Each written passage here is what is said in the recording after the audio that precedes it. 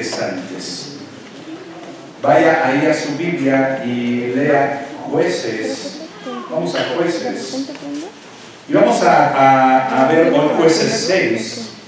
Jueces 6. Y vamos a hablar y vamos a encontrar un personaje llamado Gedeón. Apaga la luz, hijo. Allá atrás, Juan, por favor.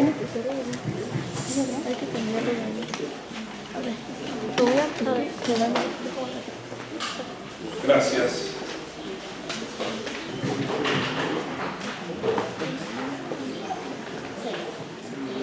Cuando nos enfrentamos al libro de los Jueces, ¿estamos listos? ¿Amén? ¿Amén? Ok. Cuando nos enfrentamos a leer el libro de los Jueces, este libro en hebreo es un libro que se le llama el Shofetim, que es el libro de los Jueces, o en griego el Kritaí. Y es muy importante porque contiene la historia de Israel, desde la muerte de Josué hasta el nacimiento de Samuel. Entonces, los jueces fueron líderes providencialmente, escuchen, providencialmente levantados por Dios para salvar a Israel del acoso que sufrían. Esto es muy interesante para cada cristiano. ¿Por qué? Porque vamos a conocer al pueblo de Israel, un pueblo que está moralmente corrompido por dentro, por fuera, y cuando surge la opresión, viene de repente el enemigo a desbaratarlos, el enemigo viene a golpearles, el enemigo viene a oprimirles. Algo muy interesante, hay un versículo uno de los versículos claves del libro de los Jueces se encuentra ahí en el 21-25. Vaya usted conmigo. Vaya usted conmigo ahí a Jueces 21-25, y usted tiene que subrayar. Usted tiene que subrayar ese versículo. ¿Está usted conmigo ahí? Amén. Vaya usted a subrayar ese versículo conmigo y no lo deje usted de lado ese versículo. Ese versículo dice de esta manera: en aquellos días no había rey en Israel y cada cual hacía lo que bien le parecía. Qué importante, ¿verdad? Qué parecido a estos tiempos donde cada quien hace lo que quiere. No sé si a usted le ha pasado, a mí me pasa recurrentemente que de repente tú estás tratando de formar una ética, tratando de vivir en una moral cristiana basada en la Biblia, y te encuentras con gente, con personas que tienen una filosofía relativista. ¿Qué significa relativista? Que tienen su propia verdad cada uno. O sea, hoy en día está permitido robar gasolina, que explote la toma en Hidalgo y después reclamarle al gobierno: apóyanos. Pero ¿cómo voy a apoyar a unos ladrones si estoy luchando en contra de ellos? Necesitamos. Así de incongruente eran aquellos tiempos en los jueces. El pueblo de Israel tenía ciertas características. Pónmelas ahí, Dani, por favor. Ya la semana que entra estará el cañón de ese lado para esta pantalla. Cámbiale, es un ciclo. Cámbialo, sigue. Ahí está el ciclo, fíjese. Si usted se pone a leer el libro de los Jueces, usted de repente va a encontrar que le servían al Señor. Después, ¿qué hacían ellos? Caían en el pecado de la idolatría. Cuando hablo del pecado de la idolatría, estoy hablando de que los moabitas, que es de quienes vamos a hablar hoy con Gedeón, tenían prostitutas cúlticas. Tú te podías acercar con una prostituta, acostarte con ella, que se embarazara ella, tipo de la fertilidad, para que tú pudieras tener bendición económica en tu casa, para que pudieras tener bendición en tu negocio, en tus tierras. Y una vez que el niño nacía, tú lo sacrificabas al Dios de los moabitas, lo matabas, se lo entregabas a ese Dios. hacía el pueblo de Israel, contaminándose de la idolatría de los demás pueblos. De repente, una vez que eran idólatras, eran esclavos de la idolatría. Y obviamente y ciertamente la esclavitud siempre trae dolor. La esclavitud al pecado siempre trae dolor. Siempre traerá dolor el pecado. Y esa esclavitud los hacía clamar y gemir: oh Señor, ya no soportamos esto. Padre, ¿por qué nos está pasando así? ¿Por qué nos está sucediendo esto? Clamaban al Señor y Dios levantaba un juez. Dios levantaba un hombre de parte de Dios que los iba a liberar. Y entonces Israel era liberado, le servían al Señor para volver a caer en el pecado otra vez y volver a sufrir en la esclavitud e ir de nuevo a clamar al Señor para que Dios levantara otro juez. Y de repente venía la liberación de parte de Dios y surgía el servicio, la entrega aparente del pueblo, y así venía de nuevo el pecado de la idolatría otra vez. Si yo pudiera poner una imagen en su mente, lo que yo haría es poner una espiral, pero una espiral en descendente. Porque vamos a descubrir que Dios tardaba un poco más en mandarles a alguien que los liberara. ¿Por qué?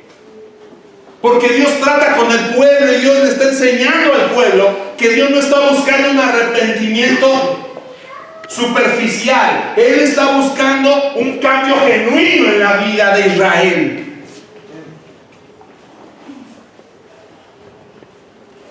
Entonces nos encontramos ahí parados, fíjese. Vamos ahí con Jueces 6:1, por favor. 6:1.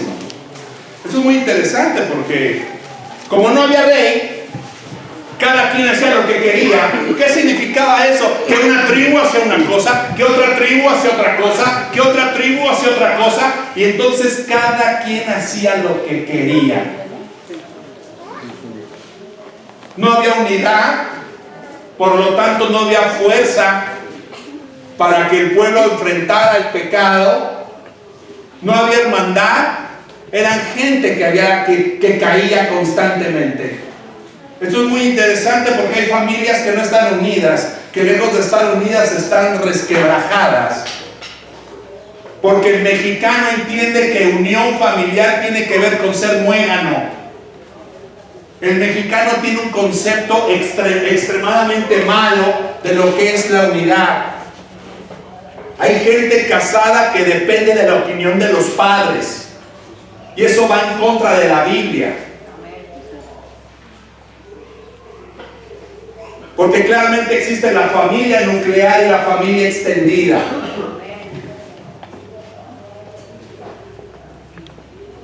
Entonces es muy interesante porque cada hombre en su propia familia y dentro de su tribu era responsable por la fidelidad hacia Dios o la infidelidad hacia el pacto. Entonces había entrado Josué a la tierra prometida. Escuche bien, había entrado Josué, déjeme pintarle este cuadro. Había entrado Josué a la tierra prometida. Moisés había quedado postrado en el monte allá atrás. Entró Josué, que era un militar, llegó y tenía una orden: que sacar a los habitantes de la tierra prometida, echarlos para afuera. ¿Por qué tenía que echarlos para afuera? Porque las costumbres de ellos iban a volverse las costumbres de los judíos, del pueblo de Dios. Y esta promesa es muy importante. ¿Qué significa? Significa que cuando tú llegas a Cristo, tú tienes que comenzar a tratar contigo. Tú tienes que comenzar a tratar con tu tierra, con tus hábitos pecaminosos. Tú tienes que comenzar a tratar con quien eres. Tú no puedes ignorar o pasar de largo o pasar por alto la enfermedad que tienes. Y esa enfermedad se llama carnalidad. Y la sufrimos todos. Porque la carne no se le tiene que educar. Hay iglesias a donde a la carne, a los cristianos se les enseña que la carne tiene que refinarse, que tiene que educarse. Pero eso no es lo que dice la Biblia. El libro de los Romanos 8, el libro de los Romanos 4, 5, 6 nos habla claramente a que la carne tenemos que darle muerte. Al hombre viejo hay que matarlo. No podemos educarlo.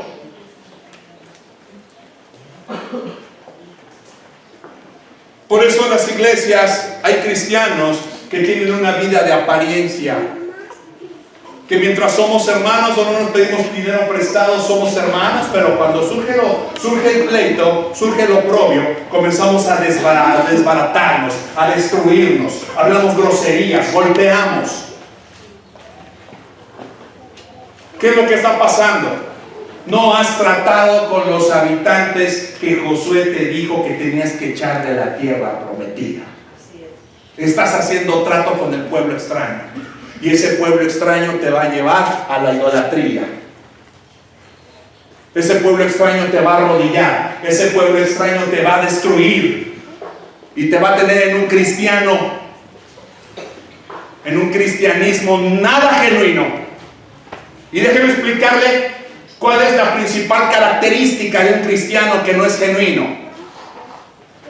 Un cristiano que no es genuino tiene una característica. Tiene muchas, pero una en particular es esta. ¿Cuál?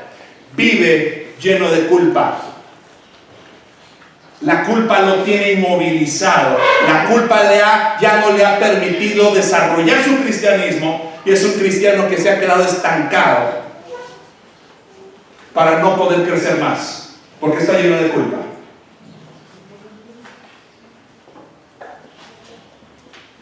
¿Por qué tiene culpa? Porque no hay un arrepentimiento. Había que sacar a los cananeos. Había que echar a los madianitas. Y entonces viene el llamamiento a Gedeón. Mire, vamos a trabajar. Ese no me lo quites de ahí. Si puedes pasar a la Biblia para que vayamos, está bien. Si no, ese déjamelo ahí, Daniel, por favor. Vamos rápidamente. Ahí habrá su Biblia en Jueces. Y es apasionante leer el libro de los Jueces. Y vamos a entender, vamos comprendiendo. Y dice de esta manera: llamamiento de Gedeón 6:1. Los hijos de Israel hicieron lo malo ante los ojos de Jehová. Qué interesante. Punto y coma, gracias. Y Jehová, fíjese qué interesante. Y Jehová los entregó en manos de Madián. ¿Por cuánto? Por 7 años. 6:2. Y la mano de Madián prevaleció contra Israel. Qué situación tan interesante. Dios viene de darle la victoria de parte de Barak y de parte de esta juez, mujer, Débora, y de repente ellos vuelven a caer. Y la mano de Madián prevaleció contra Israel. Estoy en el 6:2. Y los hijos de Israel, por causa de los madianitas, se hicieron cuevas en los montes. Por causa de los madianitas, se hicieron cuevas en los montes y cavernas y lugares fortificados. Qué interesante. Si vas al capítulo 5, ellos vienen de una alabanza a Jehová. Pero dice el escritor sagrado, volvieron a hacer lo malo. Y esta mujer hace un poema, ella viene a hacer un canto por la fidelidad de Dios al rescatarlos de la problemática en la que ellos estaban inmersos.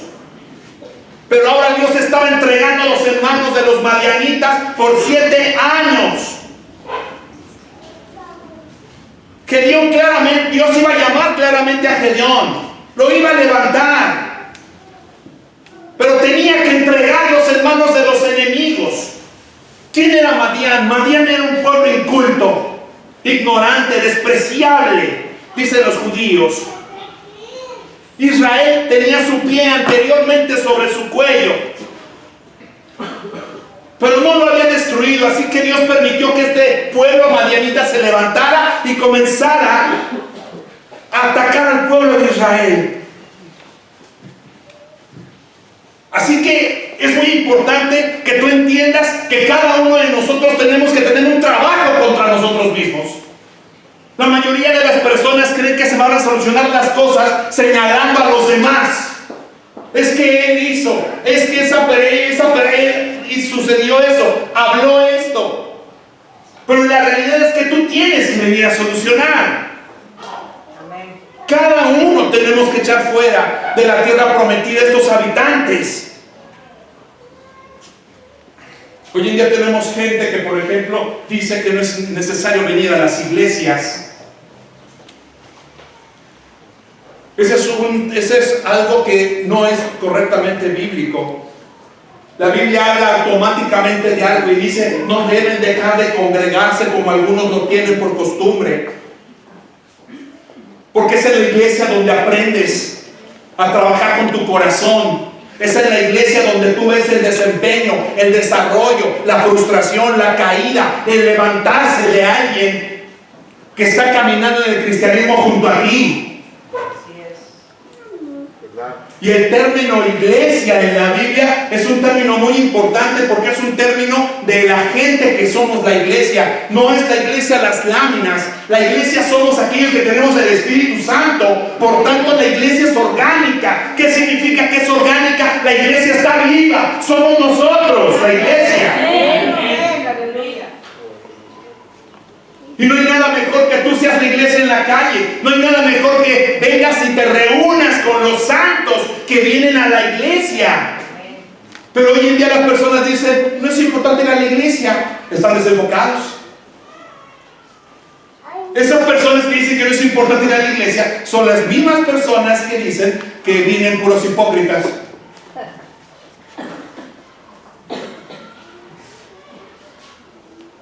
Entonces es bueno decirle a la gente cuando te dice que a la iglesia van puros hipócritas, que tú les recuerdes que siempre tenemos un lugar para ellos en la iglesia.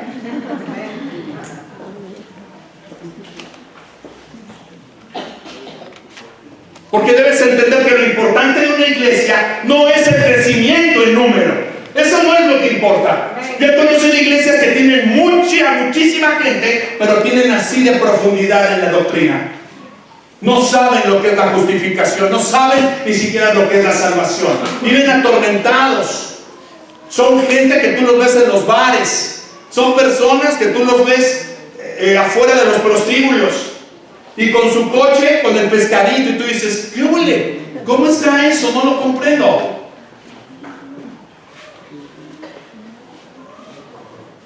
Hermano, sí soy cristiano. Ajá. No me digas eso, soy cristiano. ¡Wow! Entonces hoy en día la iglesia está trayendo gente por traer gente. No importa el método. No importa lo que hagan. La gente, las iglesias están jalando gentes.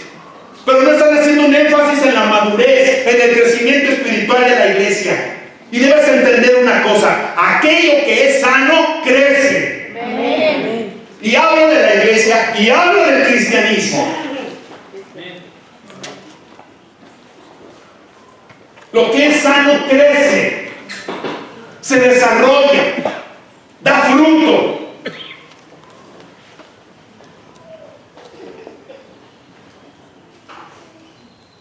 Vemos a un pueblo de Israel que deja de crecer. Vemos a un pueblo de Israel que deja de perseverar porque está en un ciclo de pecado.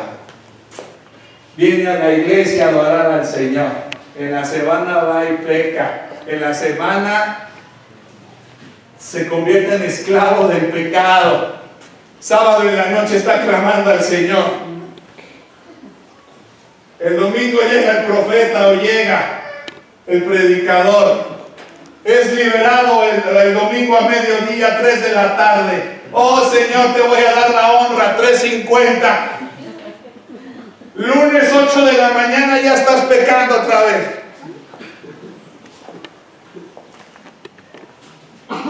Y luego justificamos nuestro cristianismo con una palabra: es que estoy en proceso. No, eso no se llama proceso. Eso no es un proceso. Eso es deliberar, eso es pecar deliberadamente. claramente el apóstol Pablo en la carta a los Efesios nos dice que eso éramos antes, algunos de nosotros. Eso eras antes. Y cuando dice que eso eras antes, está hablando que el pecado no debe ser el estilo de vida de aquel que dice que conoce al Cordero de Dios.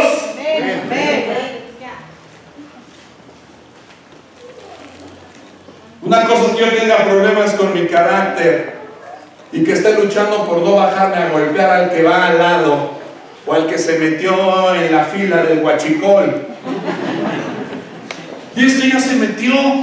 Sí, ya cálmate, Dios está probando tu paciencia. ¡Ay! No quiero matar. Ay, por uno. Cálmate. Cálmate, Alfredo. Pero otra cosa es que ya estés fumando marihuana. Otra cosa es que estés adulterando con la secretaria. Otra cosa es que estés robándote las hojas, los lápices. Otra cosa es que estés con el diablito en la luz. O sea, otra cosa es que estés hablando groserías, golpeando, pateando. Eso es pecado. Y si eso es un estilo de vida para ti, entonces Dios te va a poner en un proceso donde va a tratar como trató con los jueces para que tú dejes la idolatría y dejes de estar en la esclavitud del pecado. Amén. Porque eso es lo que hace Dios, purificarnos. ¿Qué nos dice el libro de los Efesios 5?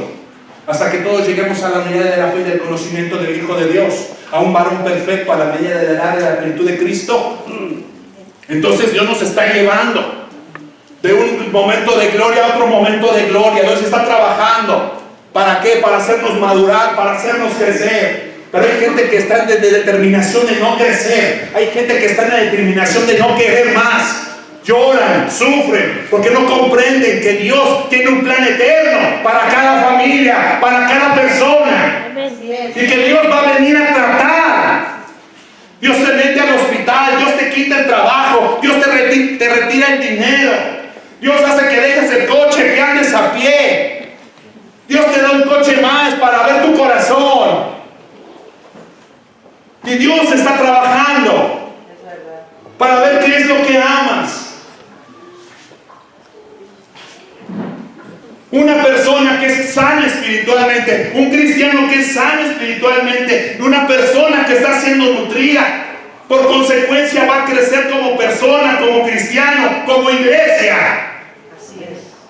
Una pregunta, ¿qué tan sano estás espiritualmente? ¿Estás igual o mejor que hace un año?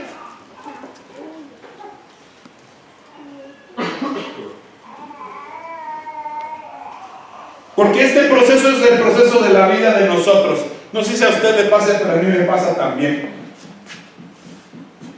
Usted quiere victoria, victoria, victoria, victoria, victoria, victoria, y dice, sí te voy a dar la victoria, pero primero voy a tratar con este pecado que tienes, porque tú estás idolatrando. Idolatría, la Biblia dice que no solamente idolatría es arrodillarse delante de las imágenes. Idolatría también es el dinero. Idolatría también es adulterio. La infidelidad es idolatría. Eso es lo que la Biblia dice. El poner por encima de Dios otras cosas. Entonces Dios viene a tratar con esta idolatría. ¿Por qué? Porque nos tiene esclavos. Porque somos esclavos. Y Dios permite que esa esclavitud nos duela.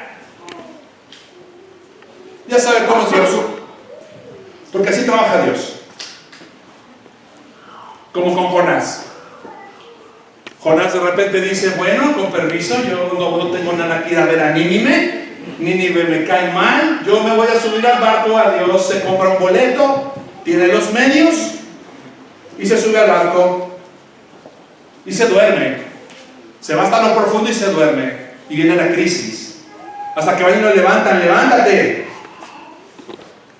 Es la primera llamada que Dios hace. ¿Cuál? Cuando Dios permite que te encuentren.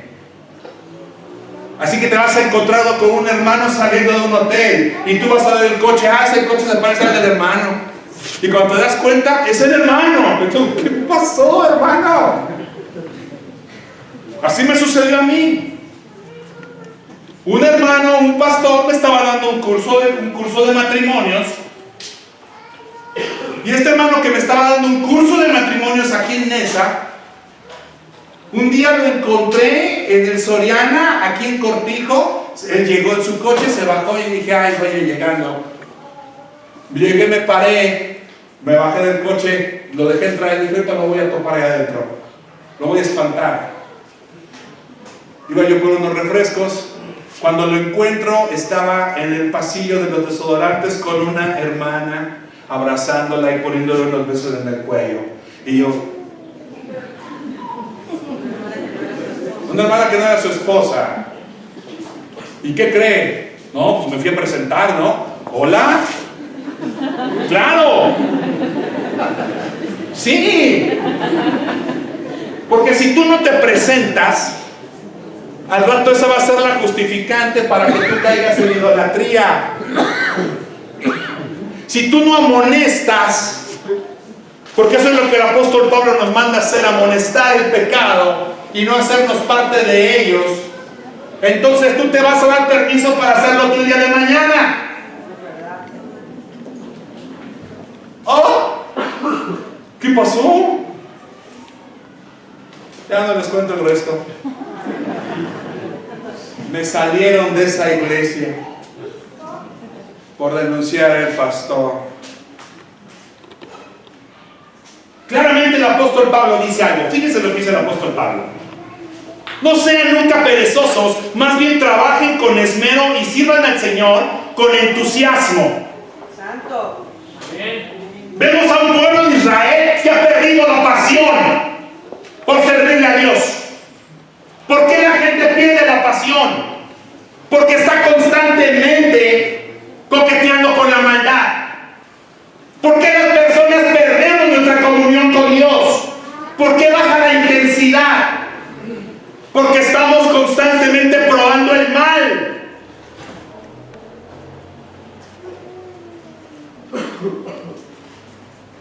El apóstol Pablo dice, no sean nunca perezosos, más bien trabajen con esmero y sirvan al Señor con entusiasmo. O sea, estamos viendo a un Dios que está apasionado por las almas. Vemos a un Dios de fuego, de entrega, de entusiasmo. No veo yo, por ejemplo, a un Jesucristo diciendo, bueno, pues ahí voy a morir en la cruz. Ni modo. No. Cuando vemos que Él está en el Getsemaní, en la prensa de aceite, Él está sudando sangre. Él está apasionado por ti, por mí. Amén. Santo. Él está diciendo, voy a llegar, lo voy a lograr. Mi objetivo es ese. Amo mi objetivo. Tengo propósito. Sé para qué nací.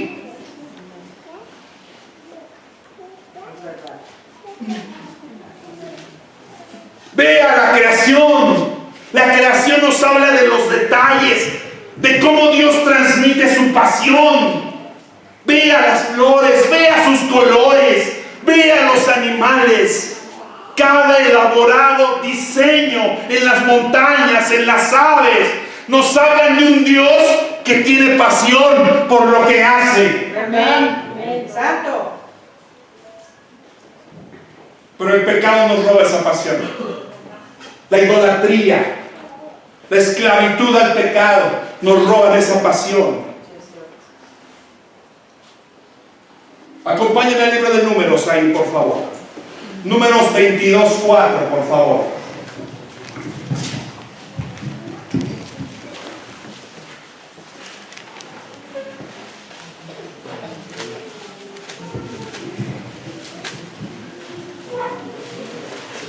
Números 22:4.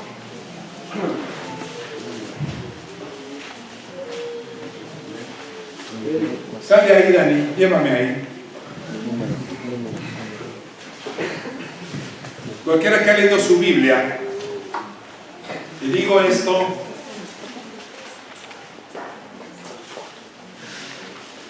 me encontré yo una aplicación muy bonita, donde con esa aplicación puedes estar escuchando la Biblia.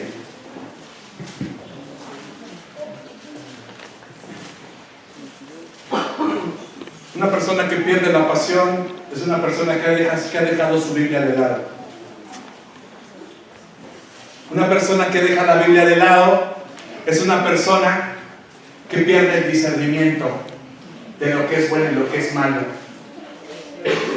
Una persona que pierde el discernimiento de lo que es bueno y lo que es malo es una persona que tiene que redefinir el pecado. Y cuando hablo de redefinir el pecado, es que ya no le llama pecado a lo que Dios le llama pecado, le llama pecado a lo que él cree que es pecado.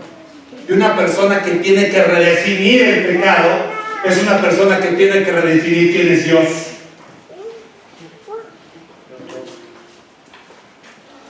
Y entonces es una persona que vive en ese ciclo, en el ciclo de la idolatría para pastar en el pecado y estar lleno de culpa. ¿Por qué la gente deja de venir a la iglesia? Porque están llenos de culpa.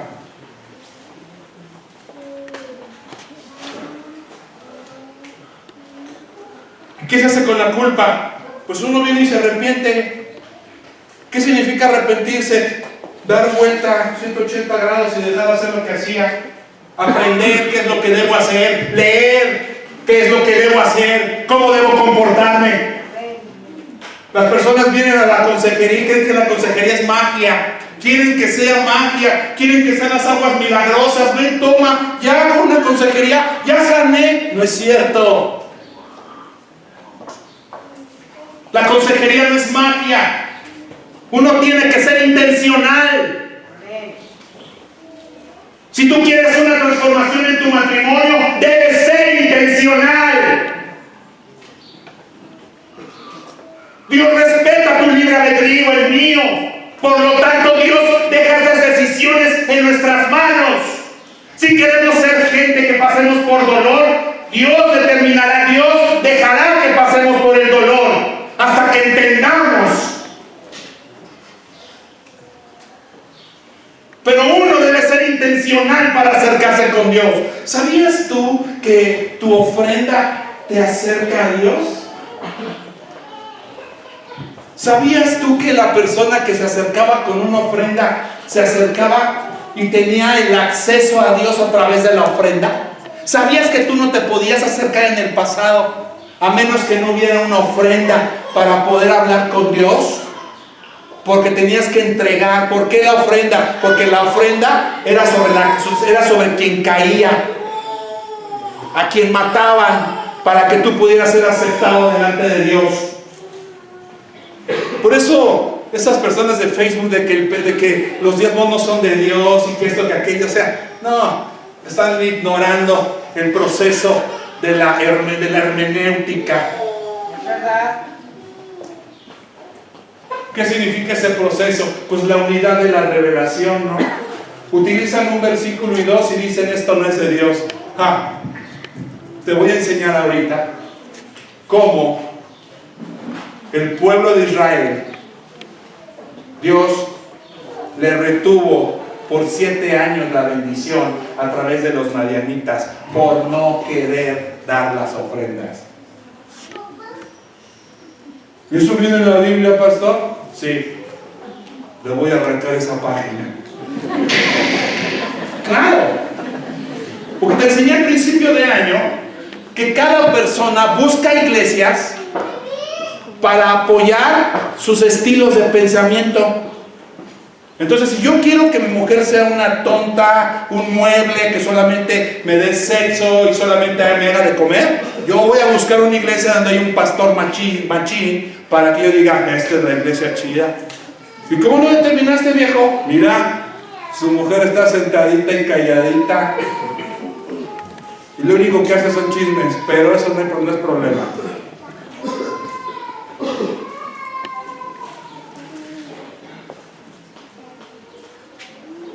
Números 22, lo tienes ahí. 22:4. Y dijo Moab a los ancianos de Madián: ahora lamerá esta gente todos nuestros contornos, como lame el buey la grama del campo. Y Balac, hijo de Zippor, era entonces rey de Moab. 22:5. Por tanto envió mensajeros a Balaam, hijo de Beor, en Petor, que está junto al río, en la tierra de los hijos de su pueblo, para que lo llamasen diciendo: un pueblo ha salido de Egipto, y he aquí cubre la faz de la tierra y habita delante de mí. ¿Se acuerdan de esta historia? Te la voy a recordar. Maldíceme al pueblo de Israel. Balaam, el profeta de los ojos abiertos, ven para acá. Sí, Señor, dígame, maldíceme al pueblo de Israel. Y se aparece Dios y le dice, chiquitín, tú no puedes maldecir lo que yo he bendecido. Tú no puedes maldecirlo. O sea, ni vayas ni des palabra, porque no va a pasar. Porque todo aquel que me conoce yo lo bendigo. Todo aquel que está en mí tiene bendición. Pero las cadenas generacionales, pastor, esa es una marihuanada de uno de los pastores, ya saben. Armando alucinó. El neopentecostalismo está basado en ese tipo de situaciones animistas.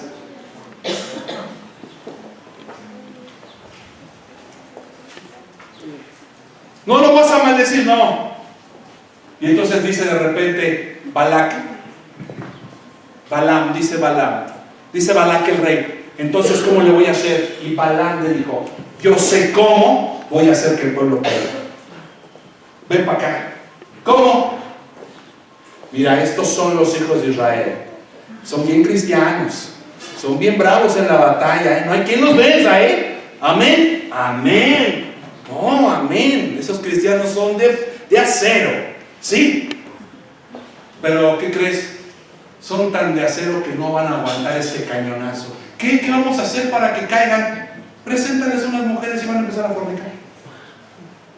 Dicho y hecho. Llegaron las muchachas y empezó el adulterio y la fornicación. ¡Wow!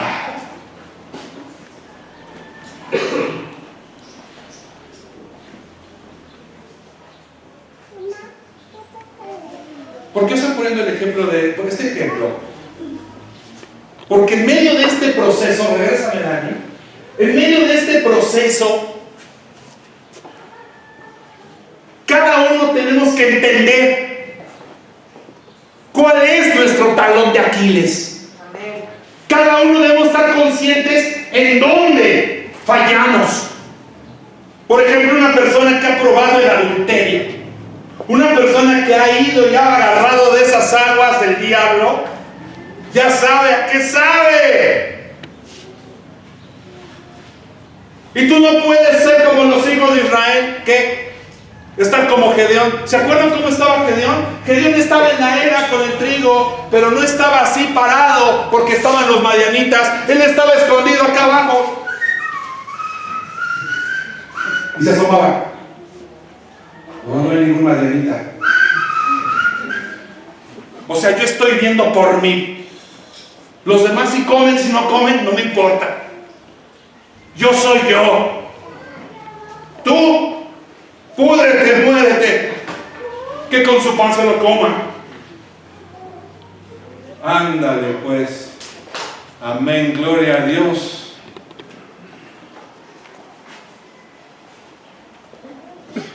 Vino de repente ese pecado de idolatría y el pueblo de Israel empezó a fornicar. Y Dios dijo, híjole,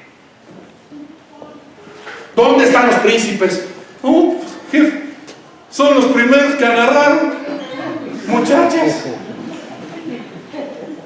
Y había unos llorando en el altar, había unos llorando en el altar. Señor, ¿qué está pasando? Oye, pero si éramos tan buenos cristianos. O sea, si nosotros estábamos al tiro contigo. Sí, pero descuidaste. Creíste que el cristianismo solamente era venir el domingo a sentarte. Descuidaste. Ya se te olvidó de dónde Dios te sacó y cómo te limpió. Se ha ido la gratitud de tu corazón.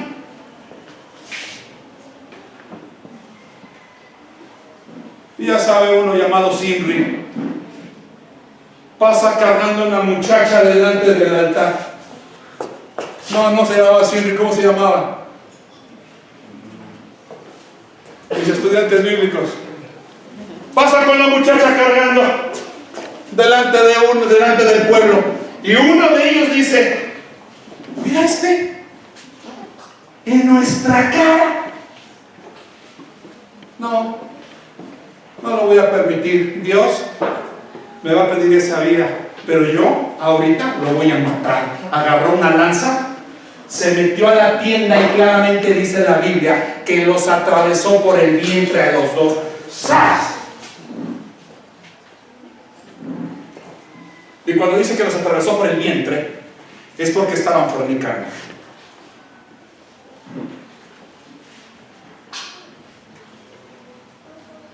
Dice el hermano Miqueas Bustos en su libro sobre la familia: si tú como padre has visto que tu familia ha sido destruida por la fornicación, que tus hermanos han sido destruidos por el adulterio y la fornicación, que gente de tu familia ha sido destruida por el adulterio y la fornicación, tú como cristiano tienes que encañonar y decir: esto no lo voy a permitir. Conmigo se acabó esto en mi casa, porque yo he visto cuánto dolor trae el adulterio y la fornicación. La familia ha sido destruida, mi familia ha sido destruida, así que no lo voy a permitir. Amén.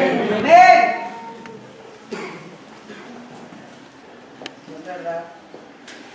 Y decir: se acabó. La tasa de embarazo en las mujeres son 16 años y en los hombres son 15 años. Esto significa que si tu hijo tiene 14, 13, ya está fornicando.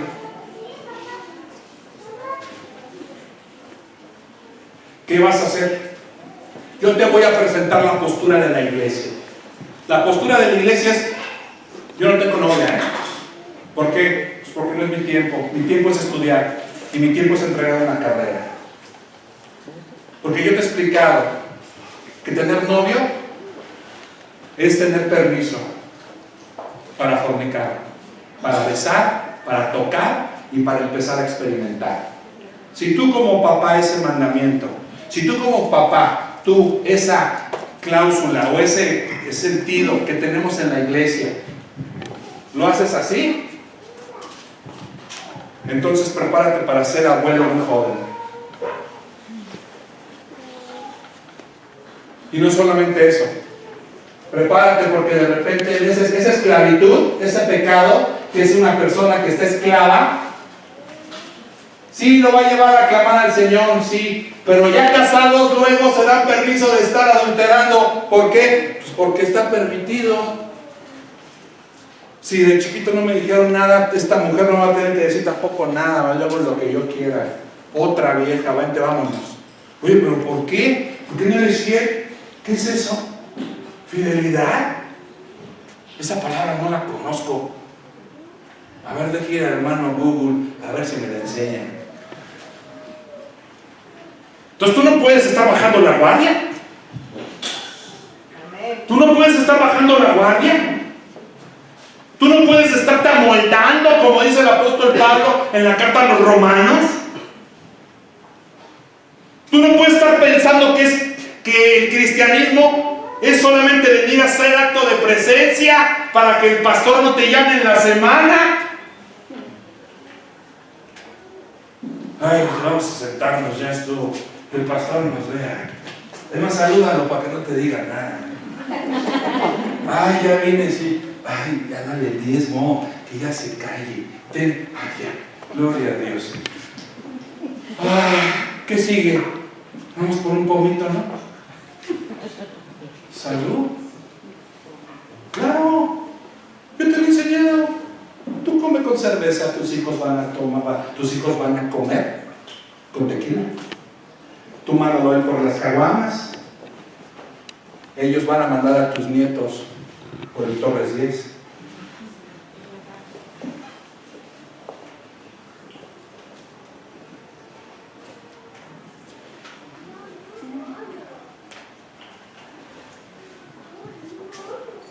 $6.3, vamos al 6.3. Ponme el 6.3. No está el nombre del que lo hizo, pero sí del que los atravesó. Simri. Fines los mató. A Simri. A Simri fue el que atravesó. Gracias, chula.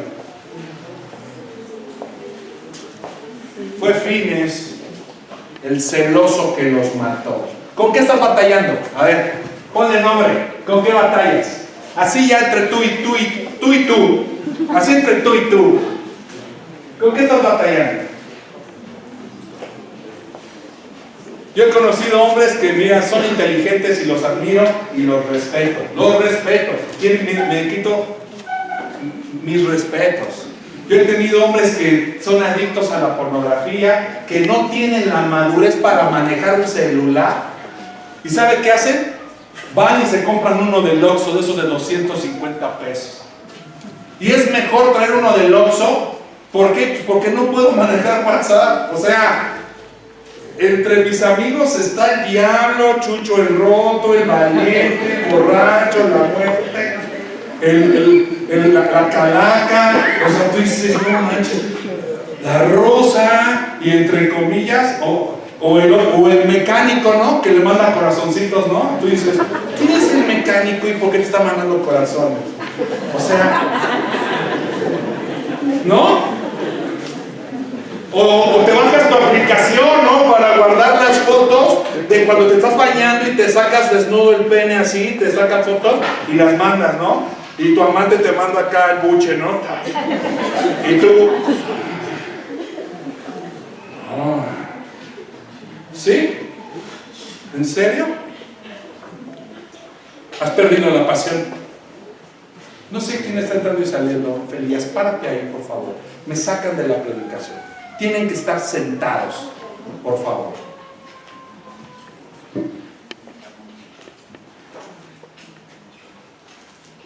Eso no puede ser una persona que no va a pasar por un ciclo de estos. No hay quien se vaya de las manos de Dios. No hay quien podamos huir de su mano. 6.3, vamos ahí. Pues sucedía que cuando Israel había sembrado, fíjense qué interesante, 6.3. Pues sucedía que cuando Israel había sembrado, subían los madianitas y amalecitas y los hijos del oriente contra ellos, subían y los atacaban, 6.4, y acampando contra ellos destruían los frutos de la tierra hasta llegar a Gaza, punto y coma, y no dejaban que comer Israel, ni ovejas, ni bueyes, ni asnos, 6.5, porque subían ellos y sus ganados, y venían con sus tiendas en grande multitud como langostas. Ellos y sus camellos eran innumerables, así venían a la tierra para devastarla. Jueces 6.6, de este modo empobrecía Israel en gran manera por causa de Madián, y los hijos de Israel, ¿qué hicieron? Clamaron a Jehová. Entonces, el dolor por la desobediencia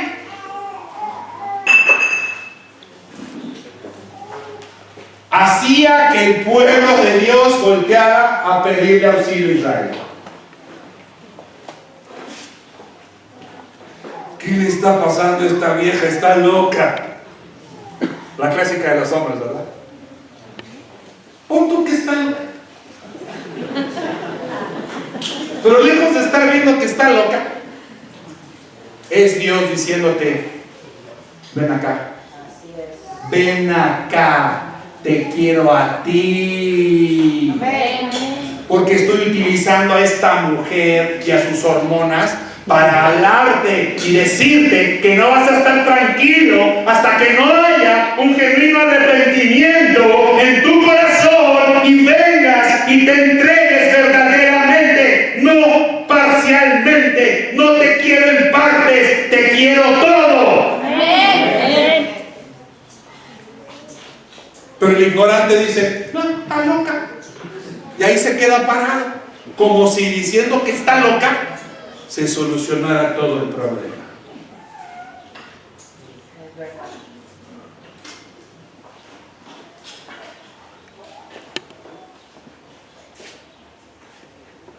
Entraban estos cuates como plaga de langosta, saqueaban todo, las cosechas, los animales. ¿Y sabe qué? Era parte de la maldición por desobedecer el pacto con Dios. Venía pobreza. ¿Por cuánto tiempo leímos? Por 7 años. Entonces cuando ya el cinturón les hacía, ya otro hoyo más al cinturón, ya no podemos, pastor. Ya, pastor, ¿qué está pasando? Ya el matrimonio es la basura, ya divorciados, ya se pegaron, ya, o sea, pastor, ¿qué hacemos? Hijo, entrégate a Dios. Pues no hay otra forma.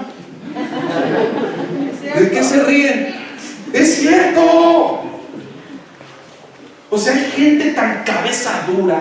Déjenme ponerle el nombre correcto. Hay gente con un corazón tan endurecido que hasta que no va y se estrella y se reestrella y se reestrella, voltea y dice: Dios, ayúdame. Y Dios dice: oh, los hice tan hermosos y tan inteligentes, pero el libre albedrío es difícil para ellos. Aman el pecado, aman las tinieblas. ¿Verdad?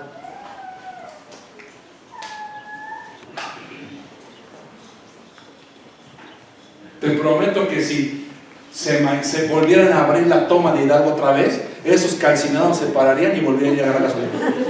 ¿En serio? ¿En serio? Por Dios. ¿En serio?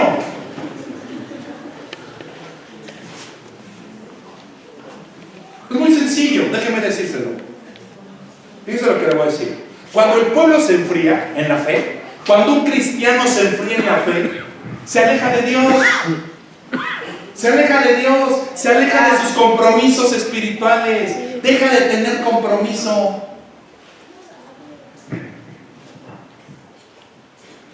Hacen a un lado la fidelidad económica.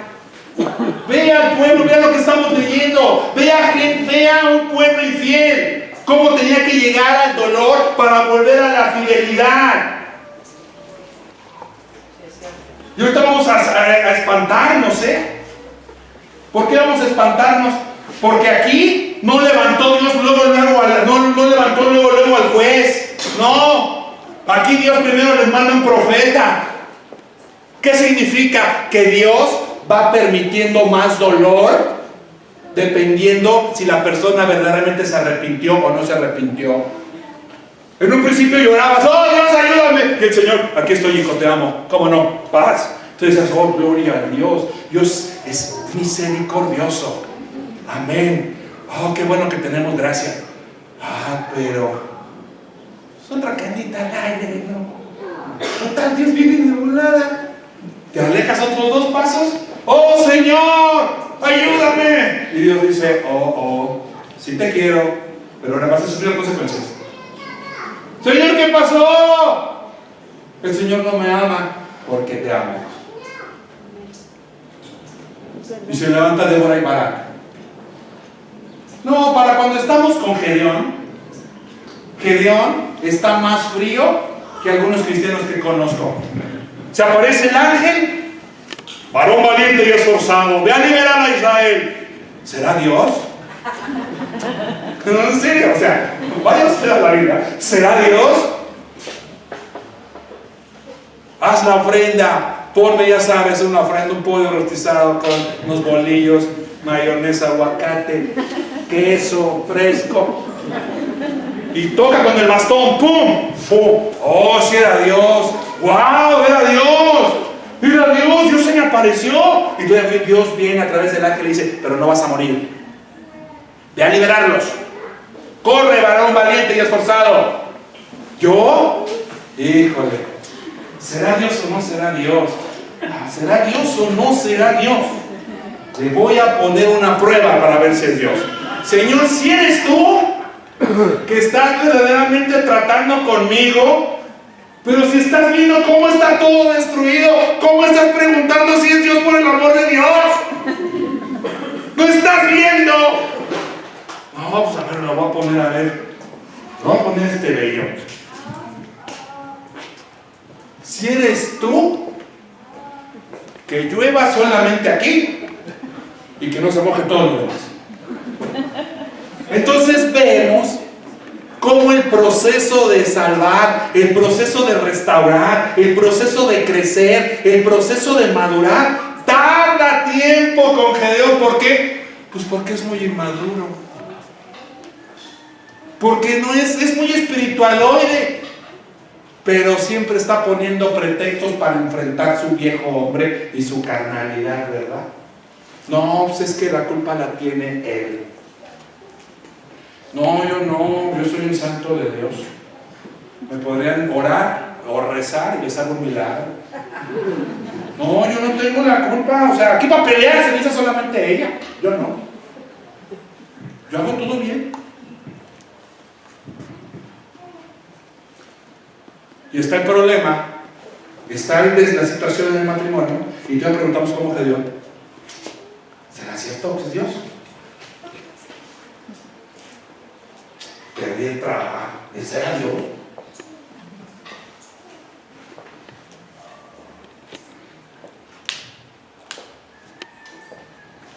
Perdí todo. ¿Será Dios? Peleo con todo el mundo.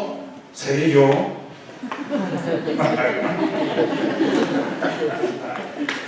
Nadie me quiere. Todos son, no, ¿qué pasó? La dureza, la indiferencia es terrible en la vida de la gente. Así le pasaba al apóstol Pablo. Es un ejemplo muy importante. Cuando el apóstol Pablo era un fanático religioso, el apóstol Pablo. Era fariseo de fariseos. Perseguía con crueldad a la iglesia. Y dice la Biblia ahí en Filipenses que en cuanto a la justicia, él obedecía a la ley al pie de la letra. Ese tenía pasión, estaba loco. Quiero que sepas una cosa. Cuando una persona está negociando con el pecado, pierde la pasión. Cuando una persona está negociando con el pecado, pierde la pasión por completo.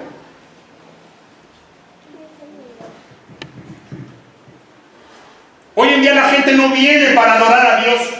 Los cantos no me gustan, no son para ti, son para el Señor. Amén.